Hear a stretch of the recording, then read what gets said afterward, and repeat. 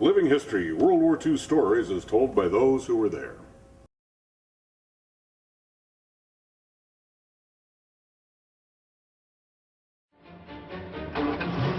In August 1944, the Allies broke out of their bridgehead in Normandy, trapped 80,000 German troops in the Falaise Gap, and began a breakneck advance across northern France to the borders of the Third Reich. As winter came, both commanders and men believed that the war was almost over. They were in for a rude shock. A massive and wholly unexpected German offensive in the hills and forests of the Ardennes seemed to threaten the Allies with a second Dunkirk, splitting the British and American armies and bundling them back to the Channel coast. It was the final gamble of a desperate man. The front on which the German blow would fall was held by only 3 American infantry divisions and 1 armored division. They were strung out on a front of 90 miles. The German attack went in at 5:30 a.m. on the 16th of December. After a 20-minute barrage, the storm troops appeared out of the mist. At first, there was panic and confusion in the American lines. In the center, the American 28th Division was quickly overrun. A breakthrough loomed. Along the Bastogne axis, the capture of the road junction of Bastogne was now vital. After nearly 48 hours of fighting, the Germans had been balked in the north and south and were already being funneled due west into a salient, the so-called Bulge. Eisenhower now turned to General Patton, commander of U.S. Third Army south of the Bulge. Worried that the German thrust would split Bradley's 12th Army Group in two, he ordered Patton to swing 3 of his divisions north through 90 degrees to drive on Bastogne. The key to the battle was now the town of Bastogne. By holding Bastogne, a major rail junction situated on a plateau surrounded by wooded hills, the Allies could disrupt the entire German effort. The town had been garrisoned on the 18th of December by 101st Airborne Division. In 3 days of fighting, it had been isolated by the 2nd Panzer, Panzer Lehr, and 26th Volksgrenadier Divisions. In command at Bastogne was Brigadier General Anthony C. McAuliffe. When called on to surrender, he gave the simple reply, "Nuts." McAuliffe reflected growing American confidence.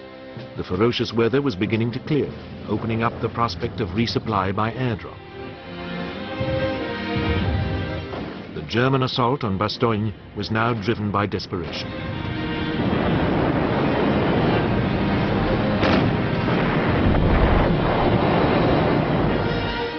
House-to-house fighting raged on the outskirts of the town as the German besiegers threatened to break in.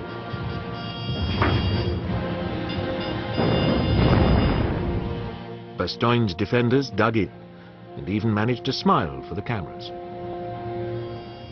The Americans had celebrated Christmas with Bastogne still in their hands. On Christmas Day, the Germans had breached McAuliffe's defenses in 2 places before being halted and then driven back. The fighting had been as fierce as anything seen in the Battle of the Bulge.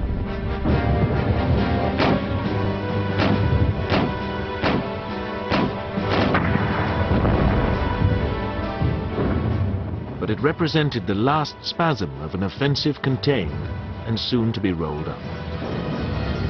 On the 26th of December, Patton's armoured spearheads, driving up from the south, joined hands with the defenders of Bastogne.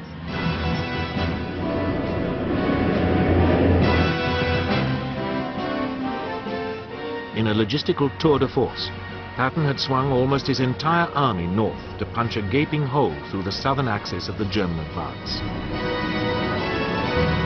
Panzer formations, which lay to the west of Bastogne, were now threatened with isolation.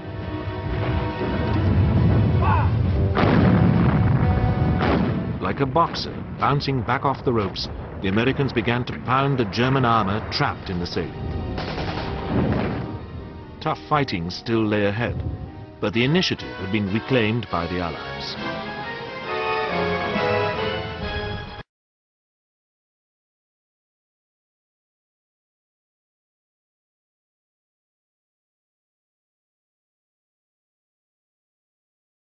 Went up to Bastogne.